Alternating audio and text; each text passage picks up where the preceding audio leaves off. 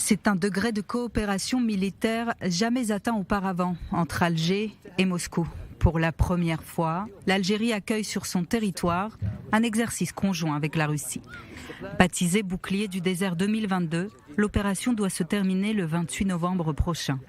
Objectif : la lutte contre le terrorisme par la mise en pratique des tactiques antiterroristes des deux armées dans des environnements désertiques. Au total, près de 200 soldats des forces antiterroristes russes et algériennes participent à cet exercice qui se tient dans la région de Béchar, à une 50aine de kilomètres de la frontière marocaine. Une première édition des exercices russo-algériennes a eu lieu en Ossétie du Nord en octobre 2021, durant lesquels 200 militaires des deux armées ont testé des équipements et des techniques de lutte antiterroriste dans un environnement rural et montagneux. Dans un entretien accordé aux médias d'État russes Sputnik, le vice-président de l'Assemblée populaire nationale, Boutelja Halel, salue cette initiative commune.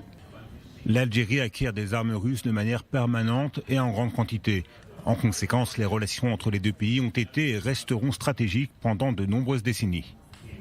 En effet, depuis la première visite de Vladimir Poutine à Alger en 2006, le budget de défense algérien a quasiment triplé et 80% des équipements militaires importés depuis 2017 viennent de Russie. Ces exercices précèdent le prochain déplacement du président algérien Abdelmajid Tebboune en Russie.